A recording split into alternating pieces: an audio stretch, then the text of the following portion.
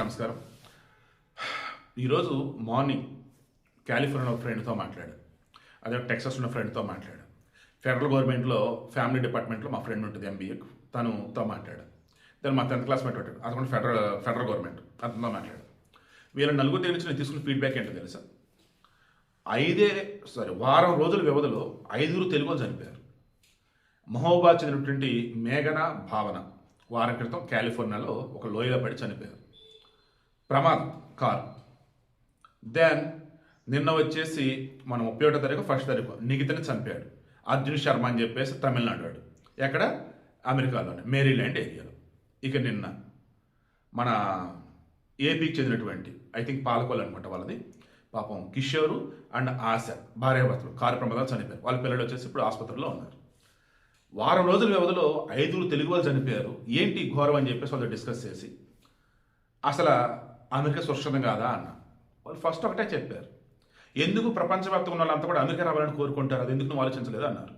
కరెక్టే, బట్ ఏంటి ప్రమాదాలు, ఏంటి హత్యలు అన్నారు. వాళ్ళు చెప్పింది మిగతా దేశాలతో కంపేర్ చేస్తే మన దేశీయులు ఎస్పెషల్ భారతీయులు కొంచెం రెక్లెస్నెస్తో ఉంటారు, అజాగ్రత్తగా ఉంటారు. నైట్ పార్టీలు, మందు తాగి డ్రైవింగ్లు, అండ్ ఆడోళ్ళు మగోళ్ళు కలిసి మెలిసి అలా పెడితే అలా రూల్స్ కూడా వైలేట్ చేసి హద్దులు దాటేసి దానాలు అంటే విచ్చలు పెడతాను. ఏది ఇక్కడికి రాగానే మొత్తం స్వతంత్రం అన్నట్టు, ఇక్కడ రాగానే మొత్తం మనకు నచ్చింది బతకొచ్చు అన్నట్టు చేస్తుంటారు. దానివల్ల ఈ సమస్యలు మర్డర్లు కానీ ఇంక పనికి మనకు చెత్త జరుగుతూ ఉన్నాయి. అంటే చేతులు మన వాళ్ళు చేసే మిస్టేక్స్. ఇక రోడ్డు ప్రమాదాలు అన్నాం. రోడ్డు ప్రమాదాలకు సంబంధించి ఇక్కడ రోడ్లు అలవాటు ఉండవు, రోడ్డు కండిషన్ తెలియదు, అండ్ డ్రైవింగ్ సిస్టమ్ మనది వేరే, ఇక్కడ వేరు ఉంటుంది. సీటు మనది వచ్చేసి కుడి చేతి వైపు కూర్చొని బట్ లెఫ్ట్ సైడ్ వెళ్ళాలి, అక్కడ వచ్చేసి వేరే సైడ్ ఉంటుంది. సో ఇలా చెప్పుకున్నప్పుడు ఆ డ్రైవింగ్ రూల్స్ కొన్ని తెలియకపోవటం, రోడ్ల కండిషన్ బేరీజ్ వేయకపోవటం, స్పీడ్ లిమిట్లు తెలియకపోవటం, అండ్ అక్కడ అప్పుడప్పుడు మంచు పడుతుండేది అదొకటి. ఇలా చెప్పుకుంటూ పోతే అక్కడ ఉండాల్సినవి ఏవైతే ఉన్నాయో అవి అర్థం చేసుకోలేకపోవడంతో ఈ సమస్యలు. దట్టు వాళ్ళు కొన్నిసార్లు over speed, drunk and driver. దీనివల్ల మరి నిన్న ఈయనది ఏంటి అన్న మన పాలకొల్లదే కిషోర్ అండ్ ఆశ. వాళ్ళు ఏం చెప్పారంటే 10 రోజుల క్రితం పాలకొల్లు ఉన్నారు రిటర్న్ అయ్యారు కదా, వాళ్ళు వెళ్ళాల్సినప్పుడు ఫ్లైట్ మిస్ అయింది, దెన్ అక్కడి నుంచి రోడ్డు ద్వారా వెళ్తున్నారు, మేబీ ఆ స్పీడ్కి వెళ్తున్న మూమెంట్లో అనుకోకుండా ప్రమాదం జరిగి ఉండొచ్చు అన్నారు. మరి మొన్న మేఘన భావన వాళ్ళది ఏంటి అన్నారు. వాళ్ళు సరదాగా టూర్ కదా వెళ్ళున్నారు, రోడ్డుని ప్రాపర్గా హ్యాండిల్ చేయలేకపోవడంతో లోయలో పడి చనిపోయి ఉండొచ్చు, లేదన్నప్పుడు ఇక పార్టీ మోడ్లో ఉన్నారు కదా, ఇంకెలా నువ్వు అర్థం చేసుకో అన్నారు. సరే, మరి నేను నిఖిత అది అన్నా. సేమ్ ఇదే చెప్పింది నిన్న మనం మాట్లాడుకున్నట్టు. నిఖిత వచ్చేసి వాళ్ళ ఫ్రెండ్ రూమ్లో కదా ఆమె చనిపోయి ఉంది, దట్ మీన్స్ మర్డర్ చేస్తున్నారు. అసలు అతని దగ్గరికి ఆమె ఆ టైం ఎందుకు వెళ్ళాలి? వీళ్ళు ఫ్రెండ్స్ని తీసుకుని వెళ్ళాలి కదా డబ్బులు అడగాల్సి వచ్చినప్పుడు.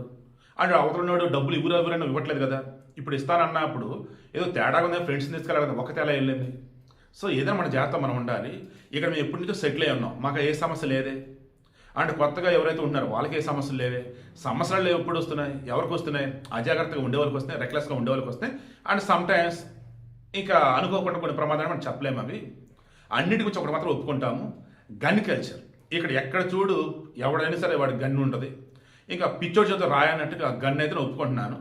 గన్ కల్చర్ ఒక్కట మాత్రమే అమెరికాకి సంబంధించి నిజంగా అది పెద్ద శాపం. అది రిమైనింగ్ ఏవైతే అవన్నీ కూడా మనం జాగ్రత్త ఉంటే సరిపోతుంది. సూపర్ ఉండి దెబ్బ ఇక్కడైతే అని చెప్పేసి అన్నారు. సో వీడియో క్లోజ్ చేస్తున్నాం.